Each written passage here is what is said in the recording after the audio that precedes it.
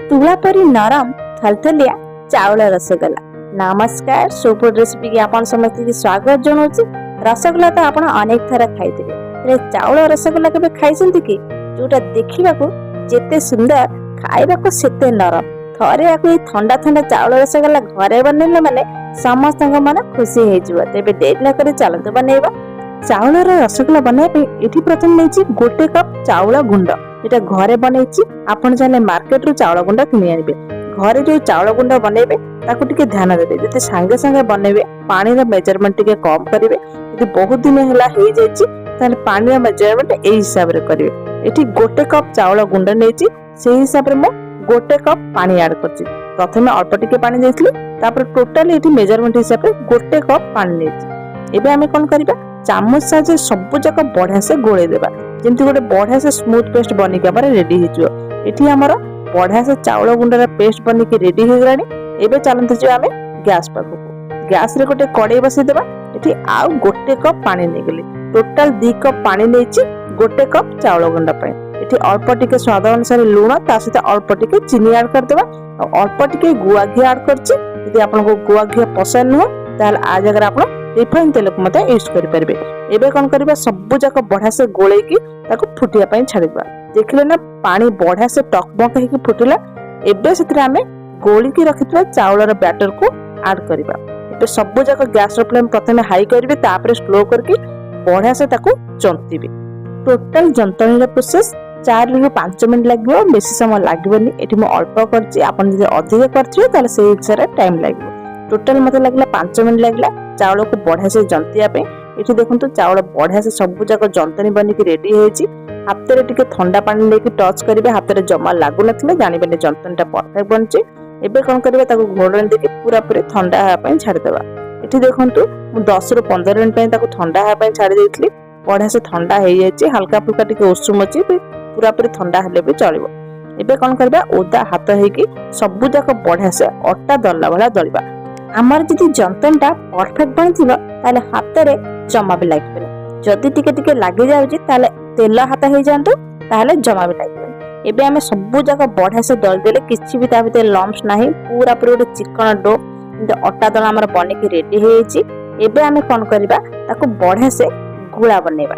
गुळा गले माने रसगोला जेमती हिसाब रे थाए सेही हिसाब रे छोटे छोटे बॉल हमें बने के रेडी करबा। देखंतु बढ़िया से चिकन चिकन हे कि हमर पूरा पूरी रसगोला चाउल जो रसगोला पूरा पूरी बनी के रेडी हो गलानी। जेते छोटो कि बड़ आपन को हिसाब रे ताको कम बेसी करि परबे। आज रे वीडियो आपन को केमति लागुची कमेंट सेक्शन में निश्चय जणादु। यदि वीडियो टी भल लागे तो चैनल को सब्सक्राइब करिया को भूलिबेनी। एबे देखंतु सुंदर सुंदर रसगोला हमर बनी के रेडी हो चाउल बहुत सारा माने गोटे कप चाउल गुंड रे कम से कम 20 ରୁ 25 टा हमर रसगोला बनी के रेडी हो। छेना रेट तो बहुत हेलाड़ी। चाउल गोटे कप रे एमती थारे बने के देखंतु पूरा पूरी छेना रसगोला आपन को खाइला भली लागबो। एबे हमें कोन करबा गैस रे गोटे कड़ाई बसे कि आधा कड़ाई पानी दे देछि ते अल्प टिके लूण ता सहित चीनी दे देबा। पानी देखंतु बढ़िया से एमती टकमक प्रथम फुटिया को देबा। तापरे हमें बने के रखिथिया रसगोला गुडी को बा चाउल रे रसगोला को सब जका में पकेबा। गैस रे फ्लेम को पूरा पूरी हाई देबे जमा भी स्लो करिवेनी माने बने के रखिता बॉल गुड को सब जक फिटी जिवो। तेन गैस रे फ्लेम को पूरा पूरी हाई दे के सब जक पके देबा। तापरे देखियो जमा भी चट्टू किबा पिठा पातिया मारिबेनी ता ऑटोमेटिक सब जक धीरे धीरे हे कि ऊपर को उठिबो। सब जक यदि ऊपर को उठिबो जानिबे जे हमर रसगोला बा चाउल रे बॉल गुड को बने के रेडी हेछि। पूरा पूरी ऊपर को उठला पारे तापरे जदि किछि उठुनी ताले मझरे टिके पिठा पातिया मार देबे। एठी देखंतु सब जक बॉल गुड को 5 मिनिट भीतर पूरा पूरी ऊपर को उठी गलानी माने हमर चाउल रे बॉल गुड को पूरा पूरी बने के रेडी हेछि। एबे हमें चट्टू साहाय्य रे सब जक कोन करबा छानी देबा। माने सब जक पानी रु बढ़िया से छानी की गोटे जगह को हमें रखि देबा।